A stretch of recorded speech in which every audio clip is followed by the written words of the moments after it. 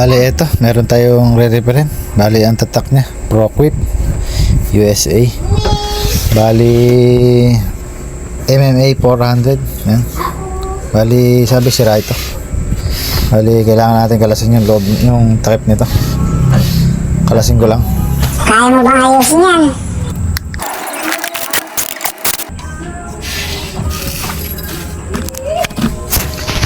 Bali, ito, nakakita natin may problema. Bali, din sa resistor, may shorted na eh. Sigurado na ba yan? Yan. Malamang nito yung mga yung mga IGBT nito sira. Bali, kalasin ko na. Kalasin ko na yung apat na IGBT. Tapos susukat tayo ng ng kanyang frequency. Gamitan natin ng oscilloscope para makita natin kung may pumapasok ba dito sa IGBT natin. Kasi nagkaroon ng shorted dito. Bali yan, kakalasin ko muna to, yung nasa taas. Tanggalin ko lang. Pinabilis mo na naman.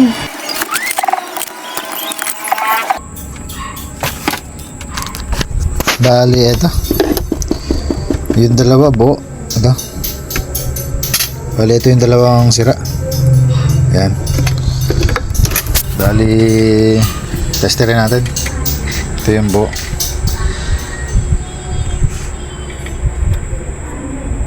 Yan, wala. Ito yung sira. Yan, mga palo. Shorted. Kabilaman. Yan. Shorted din. Ito talaga buo. Dalawa na to. Yan na. Wala. Ito siya pumapalo. Yan. Bali, dalawa yung may shorted sa kanya. Tapos ayusin natin to, yung kanyang mga resistor. As yung diode, tingnan natin kung buo pa. Bali, tanggalan ko muna to. Iyahan ko muna yung mga paa para makita natin kung ano yung merong sira. Bali, testing ko lang. Bali, bali ito. Check natin lahat yung mga resistor dito. Dito lang sa side na to ang medyo buo. Lahat may tama, tatlo. Bali, minabuti na lang natin na tanggalin ang lahat. Yan, ito yun. Bali, meron na tayong pamulit ito. Bali, kakabit na lang to. Bali, pag naikabit ko na, saka tayo magsukat ng rito, ng signal kung okay ba yung signal na pumapasok dito. Bali, kabit ko muna to. Kabit ko muna yung resistor, capacitor, diode. Yan. Yung apat na side. Kabit ko lang. Bali, ito, naikabit na natin yung parts natin. Ayan. Mga resistor. Bali, plug in na to. Testing natin kung meron siyang signal. Dito lang natin tinesting. Bali, on lang natin yung oscilloscope. Tapos nag-abang na rin ako ng kakapitan natin ng negative. Ito. Yan. Grounding. Bali, lagay muna natin dito. Testing natin. Yan. Lagay natin sa una. Ayan. Bali, ito yung una natin tetestingin. Bali, ito, switch ko lang. Patay pa pala rin eh. On ko lang. Yan, milaw. Ay, bali meron. Yan. Bali, patay ko muna. Lipat natin. Ito, sa katabi. Natin kung pantay-pantay yung kanyang signal. Bali, on ko lang ulit. Yan. O, ito, may problema to. Maliit yung signal. Bali, ayusin pa natin yung kabiyak na yun. Malilipat natin din sa kabilang side. Bali, yan. Kabit na.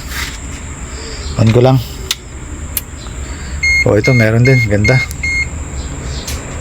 Malaki yung signal nito. Malilipat ko lang ulit. Yun. Rico.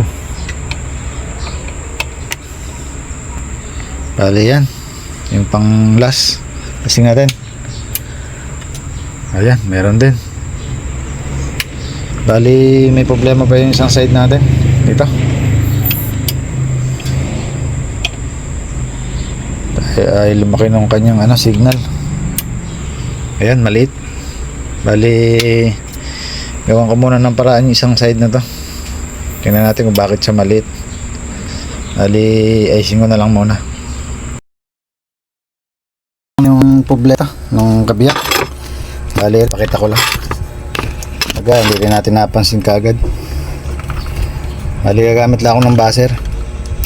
Ayan, buzzer. Bali, dito sa ilalim putol pala. Bali yan, so zoom in natin. Ayan, bali putol. Ayan, tingnan natin buzzer natin.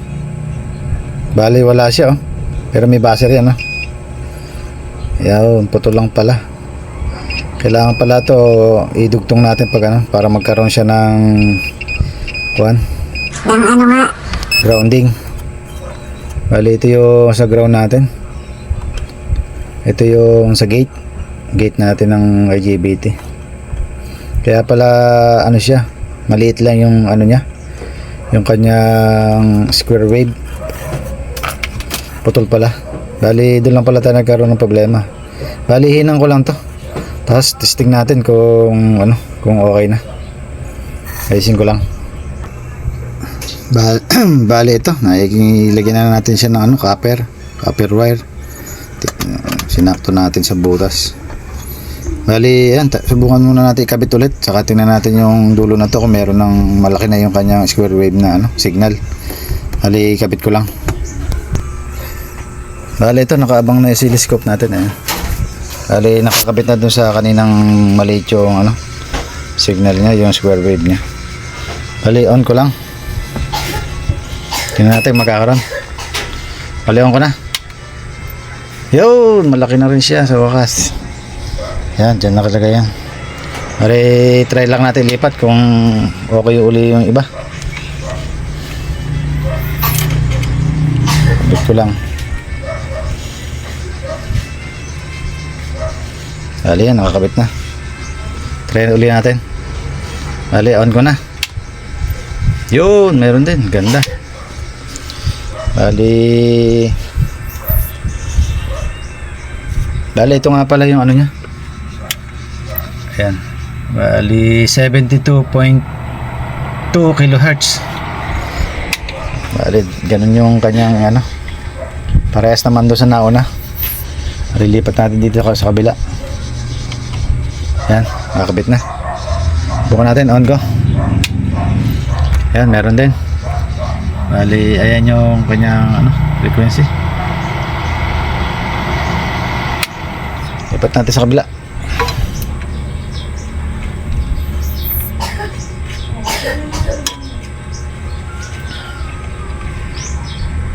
Bali, yan, nakakabit na.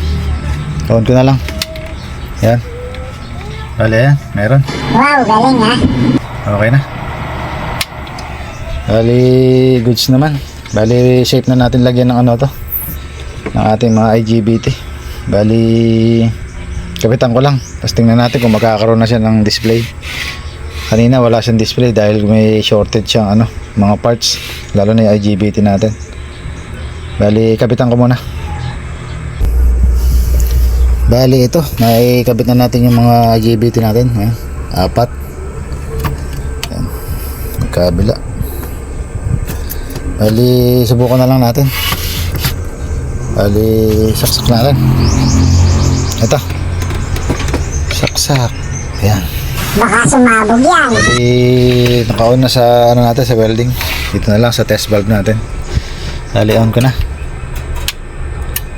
Ayan, may ilaw. Kaya lang naman siya may ilaw dahil nag-open na yung natin, yung pan natin, 220 kasi ito.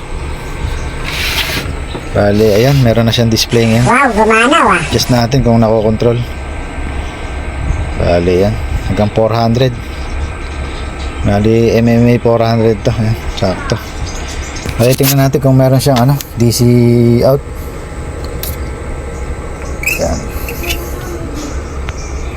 Bali meron, ayan, 45. Meron na.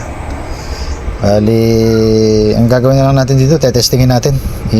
Ano natin doon sa sa welding rod kung tutunaw siya ng maganda, kung malakas. Pagka hindi naman siya malakas, bali titingnan uli natin kung bakit di siya malakas. Hindi natin siya gagamitin ng mahina para hindi siya masira. Kailangan pagkagawa natin, kailangan malakas at timano para hindi siya pwersado. Pagka kasi mahina, mayroon pang parts na kailangan palitan. Bali, ko lang, set ko lang yung natin, yung ating welding para matesting natin. Lagyan ko lang ng holder. Lagyan ko lang. Bali, ito, nakaset na yung welding natin. Bali, sasaksak na lang natin. Bali, isa ko lang. Bali, on ko na. Bali, yan. Iyan siya. Yan lang natin sa kalahati. Yan, 200. Bali, testing natin.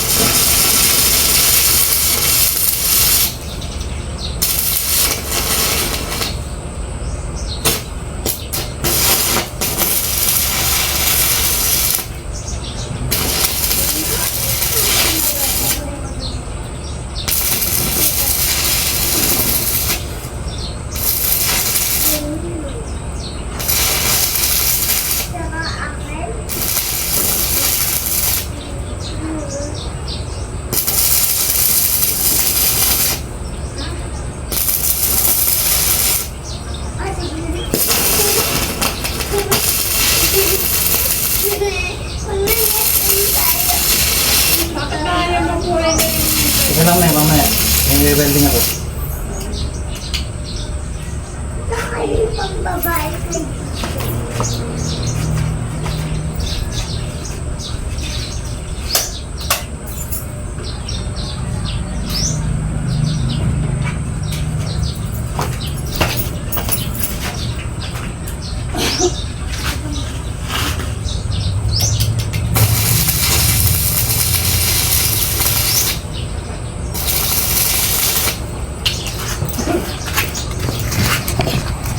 Bali ito, nakaubos na naman na isang rod, di na siya nasira. Bali goods na. Bali sa problema niya okay na.